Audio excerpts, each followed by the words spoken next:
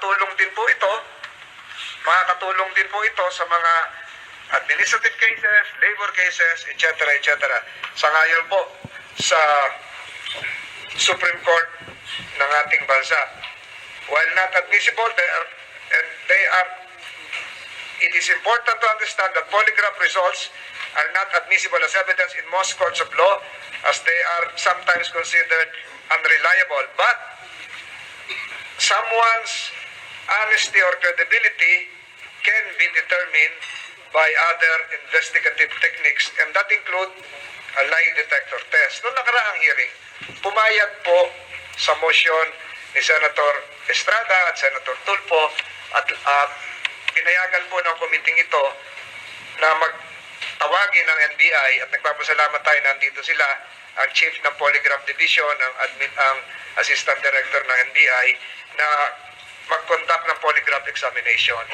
At voluntarily, sa tulong ng abogado rin, pumayag ang Ruiz Copol na sila ay hindi kayo pinilit na pumayag mag-undergo ng polygraph test. Ganun din si Mark Toroma, si John Patrick Sambahon ay sumailalim sa polygraph examination. For the record, pagkatapos po ng hearing, inabot po ng halos alas 6 na ng gabi natapos yung polygraph test. At sa parte naman po ni Mrs. Ruiz, ito po ay ginawa kinabukasan dahil ang payo ng doktor ay wag muna dahil tumaas ang kanyang presyon. At kayo po ay pinainom muna ng gamot, Mrs. Ruiz, tama po ba?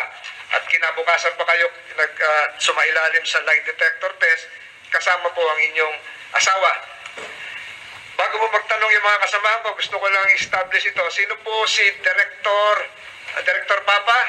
Yes, nakita sa doktor din po kayo. Si Eddie Vitero, polygraph examiner, at si John Ferran. Kayo po ang nag-conduct ng polygraph examination. Pwede po, sino po ang pinaka-senior sa inyo?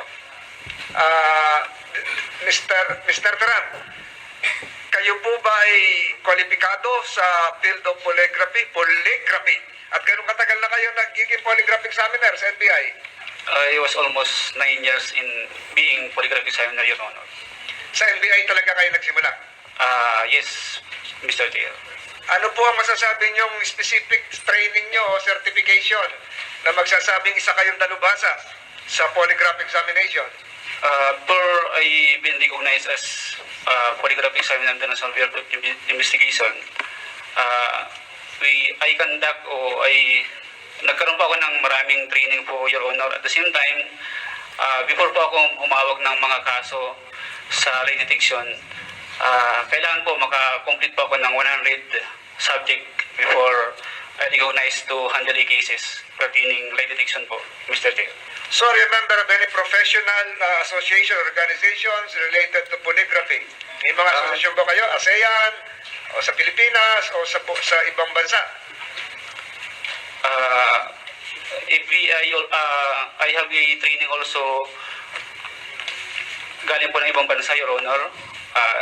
Just regarding the computerized polygraph machine conducted by Mr. Cochran, which is the senior operation of the machine we being used, Mr. Chair. So yung computerized machine, yun yung ginamit nyo sa polygraph examination na nakaraang linggo? Yes, Mr. Chair. With the permission of Assistant Director Papa and Attorney Mr. Basilio, lahat po ba ng sinabi ni Mr. Peran ay inyong kino-confirm na siya isang eksperto sa polygraphy? Good afternoon, Mr. Chair. Yes, sir. Confirm ko po lahat na sinabi ni Mr. Peran.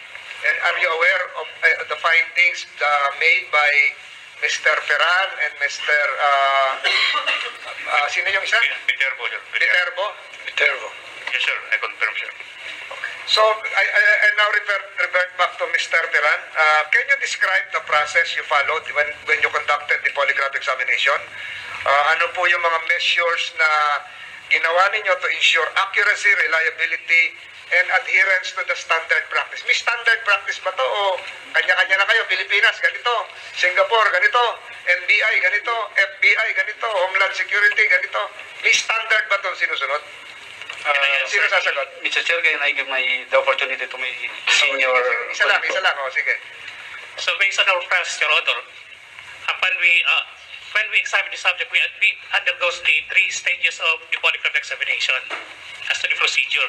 One, we have the pre-test, wherein the subject is being interviewed, and at the same time, the physical and mental condition of the subject is being determined by the